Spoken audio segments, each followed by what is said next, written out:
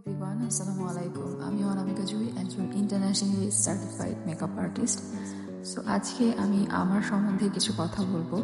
আমার এই স্বপ্নটা আমি যখন খুব ছোট, অ্যাপ্রক্সিমেটলি 4 বছর, 3 বছর, 4 বছর, তখন থেকে আমার এই স্বপ্নটা যে আমার একটা পার্লার হবে বা আমার একটা স্টুডিও হবে, যেখানে আমি সবাইকে খুব সুন্দর করে সাজাবো, মেহেদি পরিয়ে দিব, সুন্দর করে বউ সাজিয়ে দিব বা ডল পুতুলের মতো করে সাজাবো, হেয়ার স্টাইল করবো, তারপরে ওই যে পিছনে যে দুপাট্টাটা দিয়ে দেওয়া, এই জিনিসগুলা it was my dream from my childhood.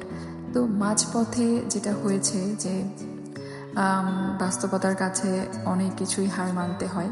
So আমি যেহেতু ফ্যামিলির বড় মেয়ে, আমাকে কিছু দায়িত্ব বা রেসপন্সিবিলিটি পালন করতে হয়েছে।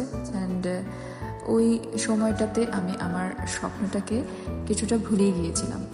তারপরে হঠাৎ আমার বাবা খুব অসুস্থ হয়, আর ওই সময়টাতে আমি আর জব কন্টিনিউ করতে পারিনি, যেহেতু আমার বাচ্চারা আমার আম্মার কাছে থাকতো। সো দ্যাট আমাকে জবটা কুইট করতে হয় অ্যান্ড বাসায় বসে থাকতে হয়। এই বাসায় বসে থাকতে থাকতে এর মধ্যে আব্বাও মারা যায়। আব্বা মারা যাওয়ারও আরও কয়েক মাস, 1 বছর পরে আমার কাজিন নিধি বলল যে আপু, ওয়াই নট মেকআপ সার্ভিস, তুমি এত ভালো মেকআপ করাও। আমি আমার কাজিনদের, আমার মামি, খালা, আমার বোনদের, আমার ফ্রেন্ডদের সবাইকে মেকওভার সার্ভিস দিতাম ছোটোবেলা থেকে, অনেক ছোটোবেলা থেকে। যখন আমার কাছে খুব বেশি প্রোডাক্ট ছিল না, তখন থেকে শাড়ি পরিয়ে দেওয়া, তারপর হচ্ছে মেকআপ করিয়ে দেওয়া, হেয়ার স্টাইল করা, মেহেদি দিয়ে দেওয়া, এই সব কিছুই আমি করতে পারতাম।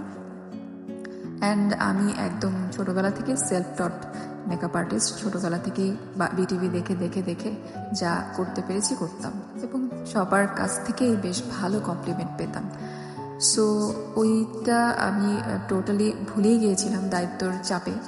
তো তারপর আব্বা মারা যাওয়ার পরে 1 বছর পরে আমি রিয়েলাইজ করলাম, আমার কাজিন বলার পরে, যে ঠিক আছে, আমি এখন যেহেতু জব করছি না, ঠিক আছে, বাসায় বসে বসে আমি একটু ট্রাই করি, দেখি কি হয়।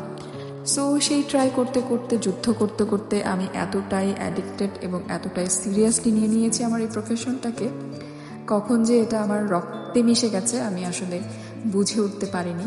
সো তারপর তো আমি আমাকে আরও ডেভেলপ করেছি। আমি ইন্টারন্যাশনালি এবং বাংলাদেশের অনেক অনেক সুখ্যাত বিখ্যাত মেকআপ আর্টিস্টদের থেকে আমি কোর্স করেছি।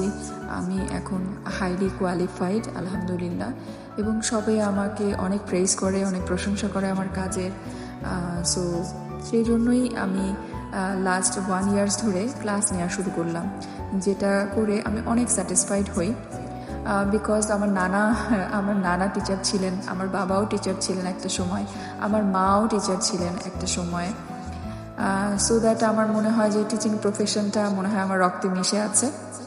সো আমার খুব ভালো লাগে স্টুডেন্টদেরকে শেখাতে, এবং আমি আমার যে জান দিয়ে ওদেরকে শেখানোর চেষ্টা করি। আমার যতটুকু আমি জানি, যতটুকু আমি আমার মেন্টরদের থেকে শিখেছি, তার বাইরেও আমি আমার এক্সপিরিয়েন্স করে, আমি একটা ডুব করতে করতে বা একটা জিনিস করতে করতে আমার যে এক্সপিরিয়েন্সটা হয়েছে, সেটা থেকেও আমি আমার স্টুডেন্টদেরকে শিখিয়ে থাকি। তো এটা হচ্ছে আমার মেকআপ জার্নি বা আমার মেকআপে কিভাবে আসা। তো আই থট যে আজকে এটা আমি সবার সাথে শেয়ার করি। সো এখন যেটা হয়েছে যে আলহামদুলিল্লাহ লাস্ট 3 মান্থস ধরে আমি বেশ সাড়া পাচ্ছি স্টুডেন্টদের। তারা প্লিজড, তারা স্যাটিসফাইড আমার কাছে ক্লাস করে, খুবই এনজয় করছে, এবং সবাই ভালো ভালো ফিডব্যাক দিচ্ছে আমার ক্লাস সম্বন্ধে। সো আরও ফার্দার ক্লাস আমি নিব ইনশাআল্লাহ, যদি আপনারা আমাকে সাপোর্ট করেন এবং যারা আমার কাছে ক্লাস করতে চান তারা বুক করে ফেলেন, তাহলে আমি ইনশাআল্লাহ আরও অনেক অনেক দূর যেতে পারবো, অনেক নামকরা একজন মেকআপ আর্টিস্ট ট্রেনার হতে পারবো।